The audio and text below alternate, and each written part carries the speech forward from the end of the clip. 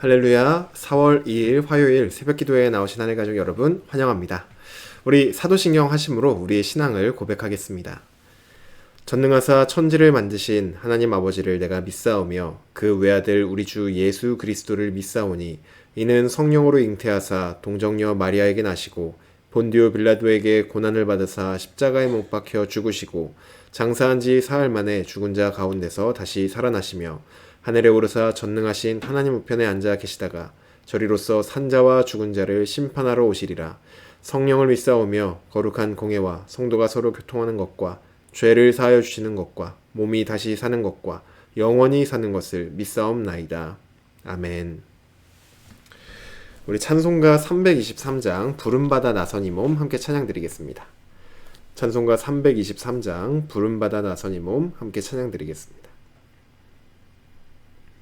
찬송가 323장입니다. 부름받아 나선 이 몸 어디든지 가오리다. 괴로우나 즐거우나 주만 따라가오리니 어느 누가 막으리까. 죽음인들 막으리까. 어느 누가 막으리까. 죽음인들 막으리까. 아골골짝 빈들에도 복음 들고 가오리다. 소돔 같은 거리에도 사랑 안고 찾아가서 종의 몸에 지닌 것도 아낌없이 드리리다. 종의 몸에 지닌 것도 아낌없이 드리리다. 존귀 영광 모든 권세 주님 홀로 받으소서. 멸시천대 십자가는 제가 지고 가오리다. 이름 없이 빛도 없이 감사하며 섬기리다. 이름 없이 빛도 없이 감사하며 섬기리다. 아멘. 오늘 우리에게 주신 하나님 말씀 보겠습니다. 오늘 우리에게 주신 하나님 말씀 신명기 19장 1절에서 14절까지 말씀입니다. 신명기 19장 1절에서 14절까지 말씀입니다. 제가 가지고 있는 성경으로는 구약성경 291쪽에 있습니다. 신명기 19장 1절에서 14절까지 말씀입니다. 다 찾으신 줄로 알고 우리 한 목소리로 오늘 아침 우리에게 주신 하나님 말씀 함께 합독하도록 하겠습니다. 19장 1절입니다. 내 하나님 여호와께서 이 여러 민족을 멸절하시고 내 하나님 여호와께서 그 땅을 내게 주심으로 내가 그것을 받고 그들의 성읍과 가옥에 거주할 때에 내 하나님 여호와께서 내게 기업으로 주신 땅 가운데에서 새 성읍을 너를 위하여 구별하고 내 하나님 여호와께서 내게 기업으로 주시는 땅 전체를 새 구역으로 나누어 길을 닦고 모든 살인자를 그 성읍으로 도피하게 하라. 살인자가 그리로 도피하여 살만한 경우는 이러하니 곧 누구든지 본래 원한이 없이 부지 중에 그의 이웃을 죽인 일, 가령 사람이 그 이웃과 함께 벌목하러 살림에 들어가서 손에 도끼를 들고 벌목하려고 찍을 때 도끼가 자루에서 빠져 그의 이웃을 맞춰 그를 죽게 함과 같은 것이라. 이런 사람은 그 성읍 중 하나로 도피하여 생명을 보존할 것이니라. 그 사람이 그에게 본래 원한이 없으니 죽이기에 합당하지 아니하나 두렵건대 그 피를 보복하는 자의 마음이 복수심에 불타서 살인자를 뒤쫓는데 그 가는 길이 멀면 그를 따라잡아 죽일까 하노라.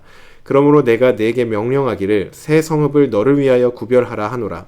내 하나님 여호와께서 내 조상들에게 맹세하신 대로 내 지경을 넓혀 내 조상들에게 주리라고 말씀하신 땅을 다 내게 주실 때 또 너희가 오늘 내가 너희에게 명하는 이 모든 명령을 지켜 행하여 내 하나님 여호와를 사랑하고 항상 그의 길로 행할 때에는 이 셋 외에 새 성읍을 더하여 내 하나님 여호와께서 내게 기업으로 주시는 땅에서 무죄한 피를 흘리지 말라.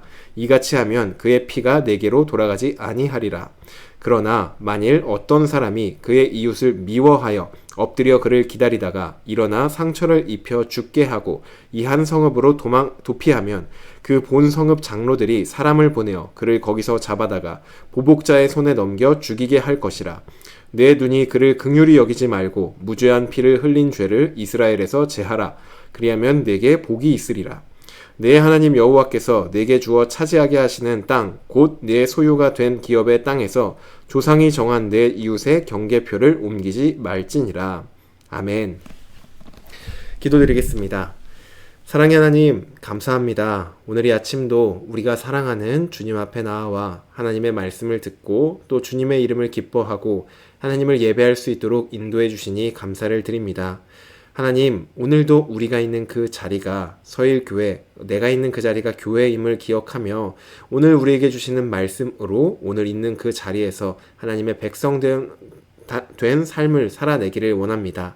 주님, 우리에게 말씀하여 주시고 그 자리가 어디이든 언제든 내 삶을 통하여 하나님을 예배하는 오늘 하루가 우리의 평생이 될 수 있도록 주님 인도하여 주시옵소서.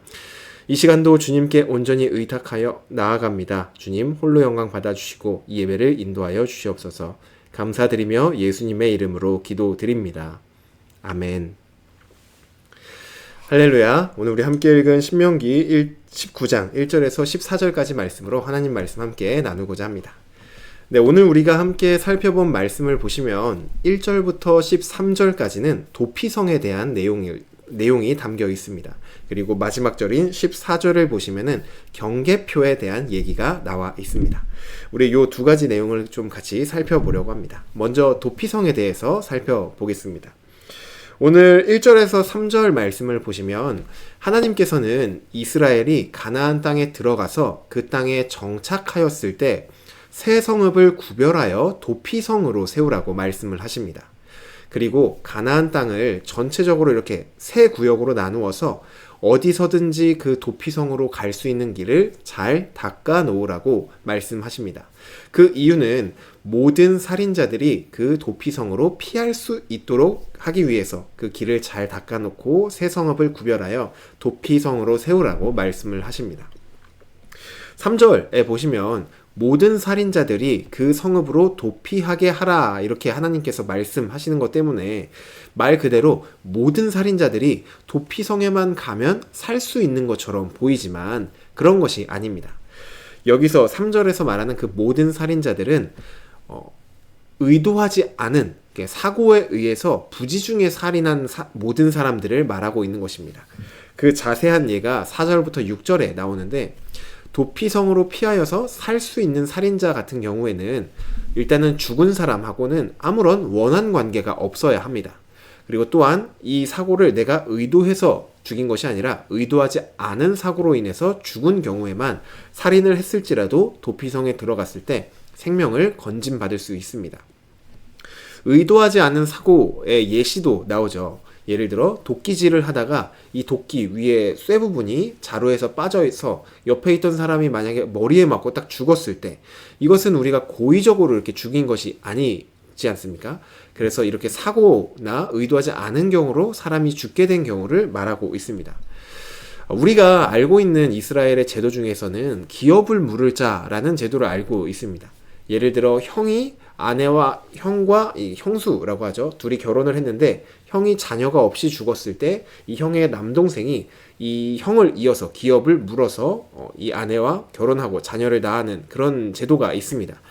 룻 같은 경우에도 이제 보아스가 자신보다 더 기업 물을 더 가까운 사람에게 기업 물을 것인지를 묻고 그가 묻지 않겠다고 했을 때 룻과 결혼하였던 것처럼 이스라엘에는 기업을 무르는 제도가 있습니다.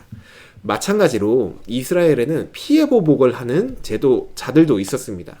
가까운 친족이 살해를 당했을 때 이 가까운 친족들은 그 살인자에게 피해 보복을 행하였습니다. 이런 상황 속에서 아무리 내가 고의로 이 사람을 죽인 것이 아닐지라도 피를 보복하는 자들은 내 가족이 죽었는데 복수심에 불타서 이 부지중에 살인한 사람을 죽일 수도 있습니다. 하지만 이 피해 보복자라고 해도 도피성으로 피한 사람을 죽일 수는 없었습니다. 그래서 하나님은 부지중에 살인한 사람이 도피성으로 피하여서 자신의 목숨을 건질 수 있도록 가나안 땅에 도피성을 마련하고 또 그곳으로 가는 길을 잘 닦아 놓으라고 말씀하시는 것입니다. 또한 이것은 살인을 부지 중에 한 사람뿐만이 아니라 피해 보복자들도 이 무지한 피를 흘리지 않도록 하는 것도 있습니다. 오늘 본문에서는 이 도피성을 세 곳 정하라고 말씀하죠. 그리고 그로 가는 지역을 세 부분으로 나누어서 길을 잘 닦아 놓으라고 말씀합니다. 하지만 이스라엘 전체 땅에는 총 6개의 도피성을 가지고 있습니다. 왜냐하면 지금 가나안 동편에 있는데 이미 이 동편에 3개의 도피성을 마련한 상태이고 가나안 땅을 점령하여 들어가면은 그곳에도 3곳을 추가적으로 더 마련하라는 말씀입니다. 그러니까 총 이스라엘에는 6개의 도피성이 있는 것이죠. 하나님은 부지 중에 살인한 자를 무죄한 자로 여기십니다.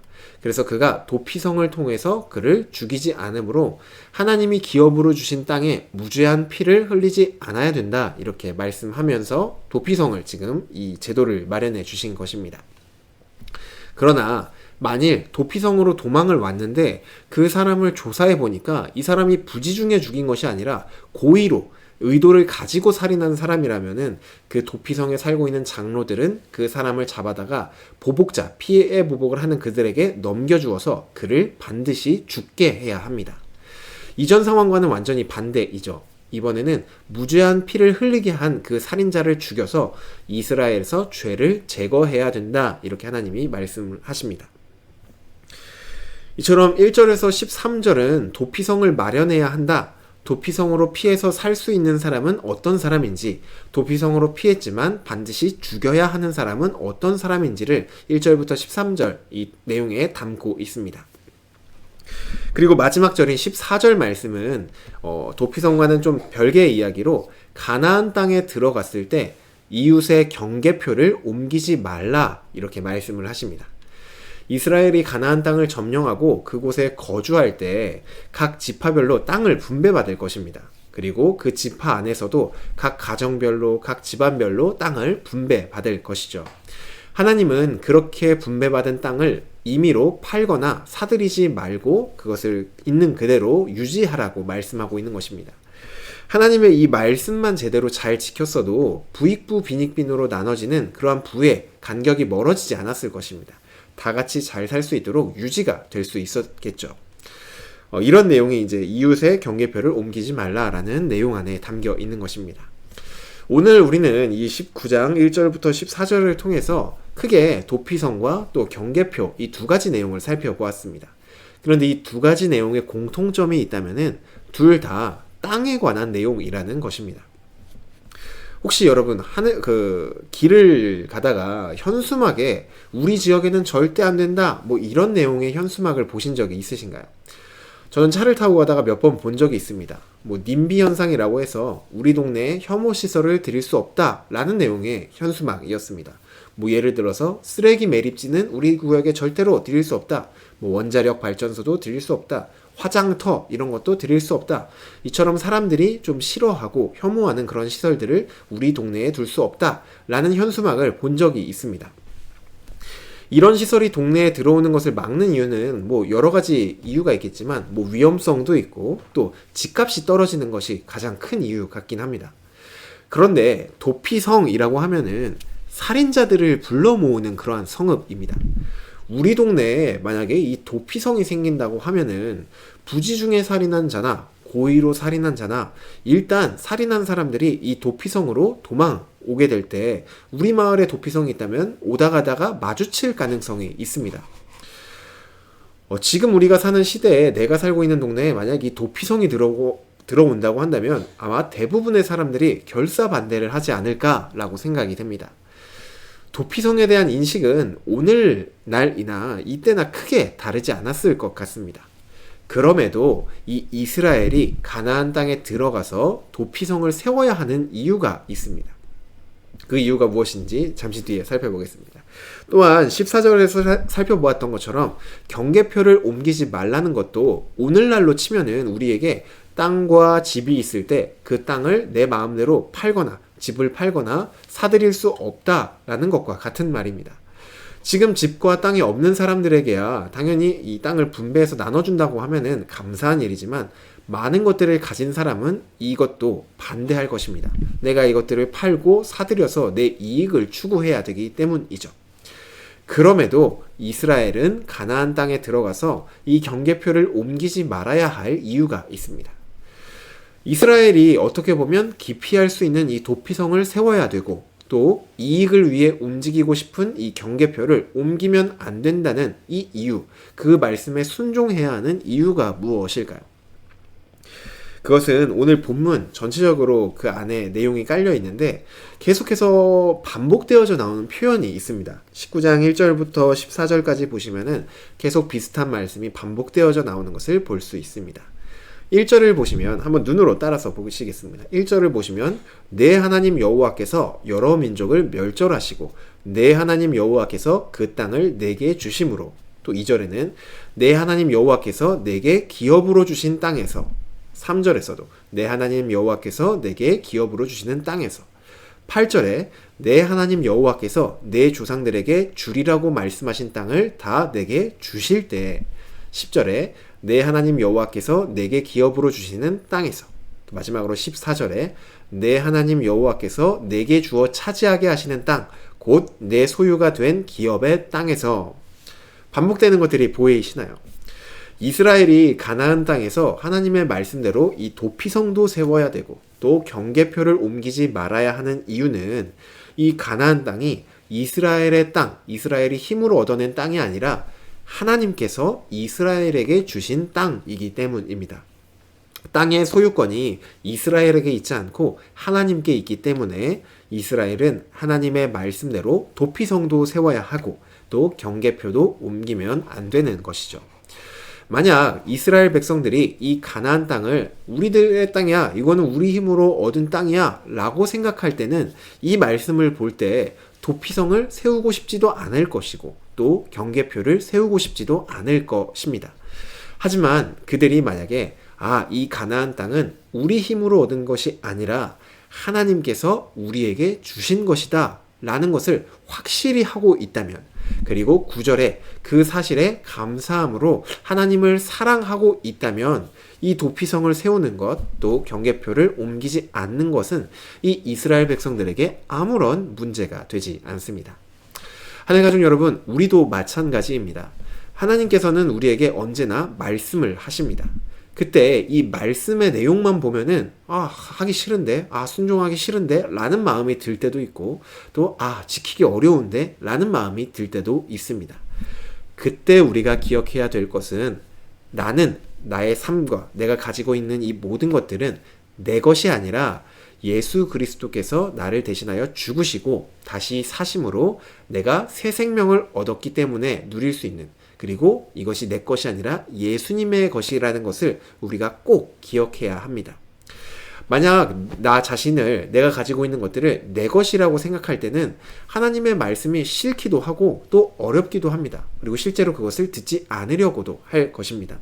하지만 내 삶이, 나에게 주어진 모든 것들이 내 것이 아니라 예수님의 것이고 예수님이 우리에게 행하신 일들을 기억하고 예수님을 우리가 사랑할 때 하나님의 말씀, 우리를 향하신 하나님의 말씀은 내가 하기 싫은 것이 아니라 또 억지로 해야 되는 것이 아니라 내가 기쁨으로 기꺼이 할 수 있는 일이 되는 것입니다. 언제요? 나의 것이 내 것이 아니라 예수 그리스도의 것이라는 것을 우리가 알고 예수님을 사랑할 때 이 일이 가능해지는 것입니다. 하늘가족 여러분, 사랑이 먼저입니다. 어떤 일을 해야 되는 것이 먼저가 아니라 사랑이 먼저입니다. 하나님이 우리를 먼저 사랑을 하셨고 또 우리가 그 하나님의 사랑을 깨달을 때 우리는 하나님을 사랑할 수 있습니다. 그리고 우리가 하나님을 사랑할 때 우리는 억지로가 아니라 기쁨과 즐거움으로 하나님의 말씀대로 살아갈 수가 있습니다. 그래서 오늘 하루도 우리는 사람인지라 내가 해야 될 것, 내가 지켜야 될 것에 또 관심을 많이 두기도 합니다. 그런데 오늘 하루는 내가 해야 될 것들, 내가 지켜야 될 것들을 보기 이전에, 그것들을 생각하기 이전에 우리를 사랑하신 하나님의 사랑을 먼저 묵상을 하시고 우리도 하나님의 사랑으로 기쁨으로 행하는 그러한 하루, 그러한 여러분과 제가 되기를 간절히 소망합니다. 오늘 주신 말씀 한번 기억하시면서, 그리고 또 우리 얼마 전에 부활주일과 또 고난주간을 지나왔는데 예수 그리스도께서 우리에게 먼저 베푸신 그 사랑을 다시 한번 묵상하시고, 또 그 사랑에 힘입어서 우리에게 주어진 그 말씀에 기쁨으로 순종해내는 저와 여러분이 되기를 주님의 이름으로 축복합니다. 주신 말씀 놓고 기도드리겠습니다. 사랑의 하나님, 감사합니다. 하나님이 먼저 우리에게 사랑을 베풀어 주셨고, 우리가 그 사랑을 깨닫고 또 우리도 하나님을 사랑할 때 그제서야 비로소 우리가 하나님의 말씀을 기쁘게 순종할 수 있음을 다시 한번 묵상합니다. 하나님, 우리가 해야 될 일에 먼저 집중하는 것이 아니라 하나님을 향한 사랑과 주님이 우리에게 주신 그 사랑에 먼저 집중하는 우리 서일교회 공동체가 될 수 있도록 인도하여 주시옵소서. 주님, 우리 안에 계신 성령 하나님, 우리에게 하나님께서 우리에게 베푸신 그 크신 은혜와 그 사랑을 날마다 새롭게 깨닫게 하여 주시옵시고, 오늘 하루도 그리고 앞으로 우리가 살아가는 매일매일의 삶이 나의 힘과 나의 의지가 아닌 정말 우리에게 가득 채워진 주님을 향한 사랑과 주님이 부어주신 그 사랑을 원동력 삼아서 살아가고 또 살아내는 우리 모두가 될 수 있도록 주님 인도하여 주시옵소서. 그 사랑을 날마다 깨닫게 주님 은혜 더하여 주시옵소서. 이 모든 말씀 예수님의 이름으로 기도드립니다. 아멘. 네, 오늘 예배를 마쳤습니다. 오늘은 우리에게 주신 하나님의 사랑을 좀 한번 먼저 묵상을 해보시고, 또 그 묵상을 토대로 우리가 오늘 살아가야 할 삶을 내가 어떻게 살아야 되는구나를 계획하고 오늘 하루를 한번 주님을 사랑하는 마음으로 살아보시는 저와 여러분 되기를 간절히 소망합니다. 오늘 하루도 승리하시기를 바랍니다.